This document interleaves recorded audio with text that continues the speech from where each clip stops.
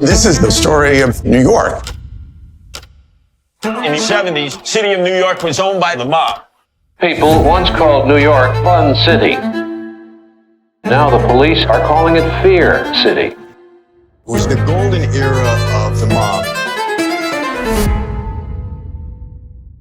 We were untouchable. I didn't feel New York was mine for the taking. I thought we already took it.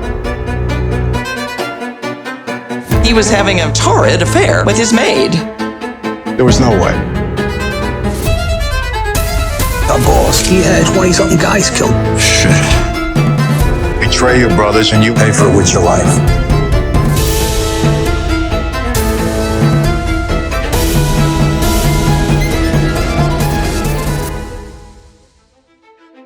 Bloodshed, extortion, bribery, and blackmail. These were some of the things mob families were known for, especially in and around New York City. Today, we'll be focusing on one of the most efficient crime families in the US. The first major wave of Italian immigration to the United States began in the 1880s and lasted until the early 1900s. During this period, over 4 million Italians immigrated to the United States. The majority of these immigrants settled in the northeastern United States, including New York City. There were a number of factors that contributed to the large-scale Italian immigration to the United States during this period. One factor was the economic conditions in Italy. However, the Italians soon realized that they were labeled as second-class citizens in the US. They were not allowed education, jobs, and housing. Racism grew, and with that grew the sentiment of hatred on both sides. The Black Hand was a group of extortionists who targeted Italian immigrants.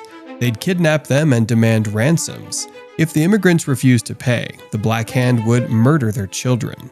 Historians claim that these were the events that pushed the Italians into a life of crime. The Lucchese crime family, also known as the Gagliano crime family, emerged from the various criminal associations and secret societies formed by Italian immigrants as a means of protection and community support.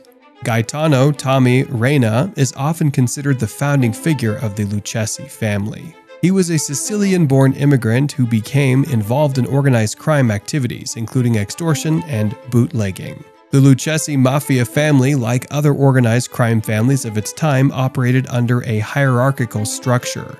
At the top was the boss, also known as the Don or Godfather, who held ultimate authority and made major decisions for the family.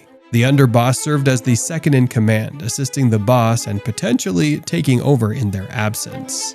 The consigliere was an advisor to the boss, offering counsel on important matters and helping with conflict resolution. They often had legal expertise and managed the family's finances. Capos or captains were high-ranking members responsible for specific geographic areas or criminal activities, such as loan sharking or illegal gambling. They collected earnings from their crew members and reported to the boss. Soldiers, also known as made men, were full members of the family who carried out criminal operations under the direction of their capo. Associates were individuals with criminal connections or those seeking to become made men. They assisted the family in various ways and had to go through a formal initiation ceremony to become full members. A crucial rule in mafia families, including the Lucchese, was that the members had to be of Italian descent. However, being an associate didn't necessarily mean one was weak, a point made clear by Jimmy the Gent Burke. He orchestrated the biggest heist that helped the family make millions in a single night. His rise to power and eventual downfall could be a story of its own. Gaetano Reina, a member of the Morello family, eventually broke away from the family and formed his own organization. This organization became known as the Reina crime family. Reina was a powerful and respected gangster. He controlled rackets in the Bronx and East Harlem. He had a complete monopoly on icebox distribution at the time. Some capos mingled in legitimate businesses as a cover-up for what they did behind the scenes. When Prohibition came along, Reina took no time to start a racket for alcohol distribution. Reina's underboss was another fierce mobster, Tommy Three Fingers Gagliano. He also ran gambling and extortion rackets, sending his cut back to the boss. Reina was also a close associate of Lucky Luciano, but this would later come back to haunt him. Things were going well for the Reina family until one fateful night when Reina left his aunt's house after dinner.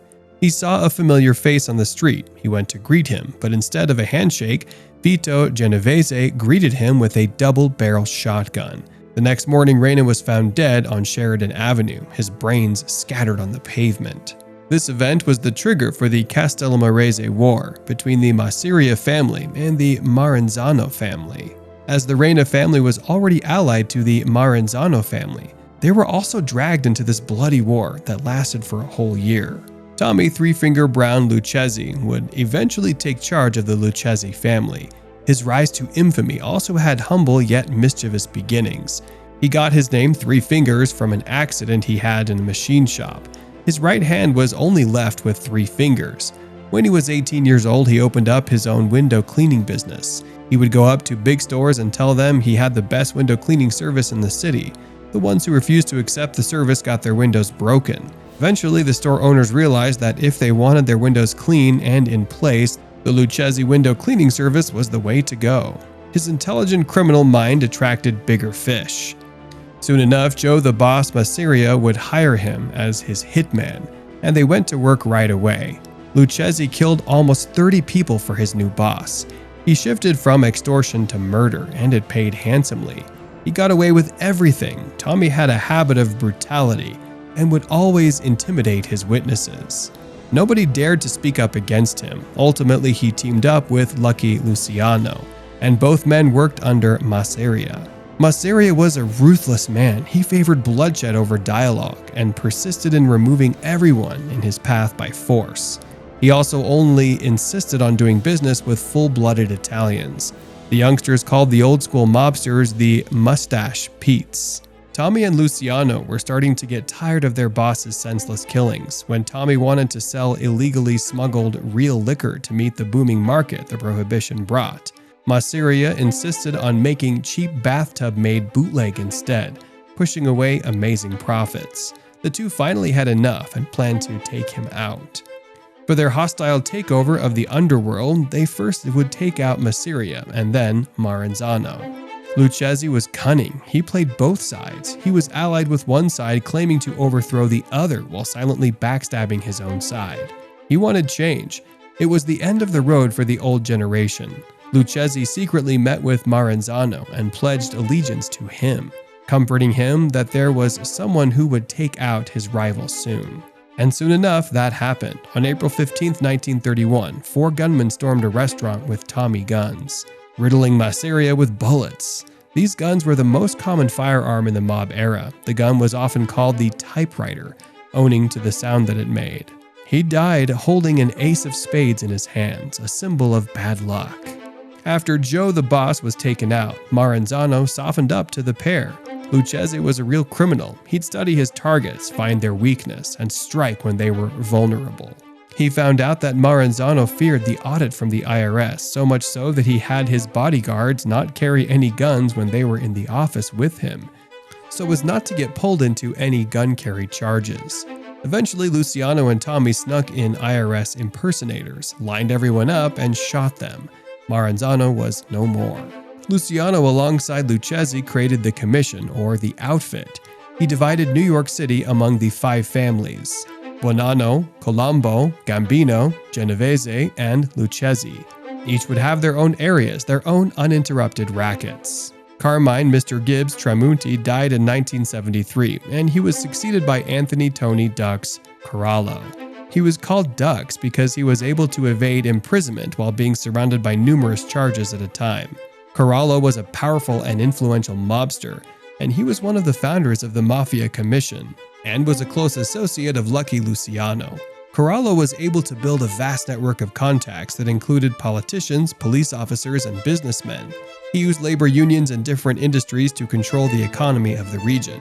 These labor racketeering activities generated millions of dollars for the Gagliano family. The families would switch names and follow along with their new boss's last name, but in their roots there were still the Lucchese family. Today, the Lucchese family is headquartered in New York City, but it has operations in other parts of the United States, as well as in Canada and Europe. The family is currently being run by a ruling panel of capos, as the official boss, Victor Little Vic Amuso, is in prison serving a life sentence.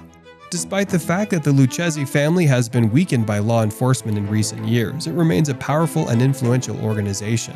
The family continues to have a significant impact on the criminal underworld in the United States, and is still a major player in the Mafia. We hope you liked the video. This series will be focusing on everything Mafia related, so subscribe if you don't want to miss out on the next episode. Thanks for watching, and as always, stay safe out there.